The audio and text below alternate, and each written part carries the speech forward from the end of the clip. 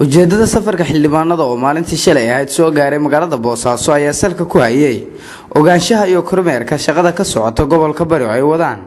mas'uuliyiinta dawladda ee ka howlgala gobolka Bari waxaana xildhibaanadu subax horeba kulankooda ay ku bilaabeen maamulka gobolka Bari oo ay kula kulmeen xarunta gobolka iyagoo ka xog wareystay dhammaan xaaladaha guud ee gobolka Bari sidoo kale xildhibaanadan ayaa booqday cusbitaalka guud ee magaalada Boosaaso halkaas oo ay kulan kula qaateen maamulka cusbitaalka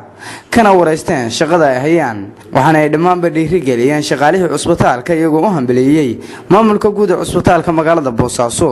xildhibaanada ayaa intaas kadib waxay booqdeen dekedda weyn ee magaalada Boosaaso iyagoo halkaas kulan kula qaatay wasiirka wasaaradda dekedaha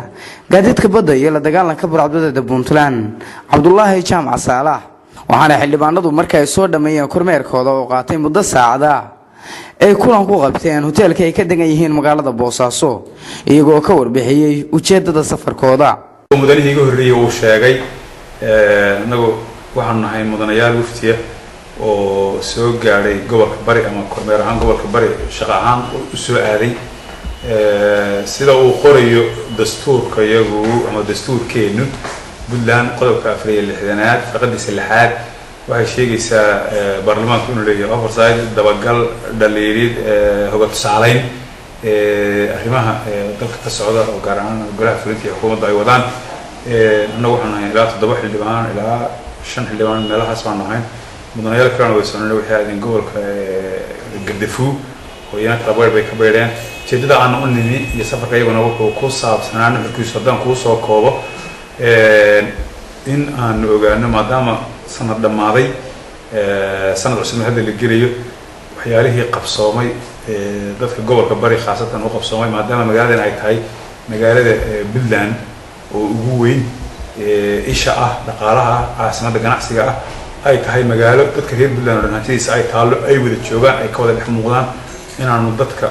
iyo gobolka iyo degmada iyo institutionada dastuuriga ee meesha jooga aanu eegno wixii qabsoomay waxyaalihii aan qabsoomin sida arrimaha bulshada waxbarashada caafimaadka maxaan ku raadayay dekedda airportka meel aan tuurin hadda way jiraan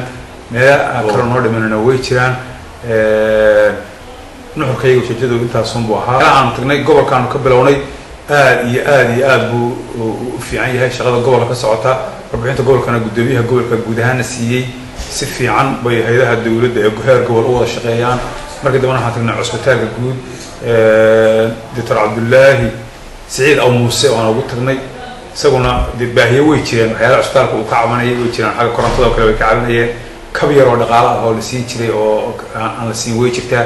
gudoomiyaha gobolka Bari Yuusuf Maxamed Wacays Dhido iyo wasiirka wasaaradda dekedaha gaadiidka badda iyo la dagaalanka burcadbadeeda Puntland Cabdullaahi Jaamac Saalax ayaa soo dhaweeyay xildhibaanada waxaana ay sheegeen inay muhiim tahay in xildhibaanadu ay soo booqdaan gobolka Bari isla markaana ay arkaan shaqada ay wado dawladdu aynu ka qaadno dhanka muxuu ahayd abaaraha xilli roobaadkii la soo dhaafay wadankoodan kama dicin waxa weeye iminka abaar badan baa muxuu ahayd meelo badan baa abaar laga dareemaya xoolihii iminka waxay galeen xagga xeebta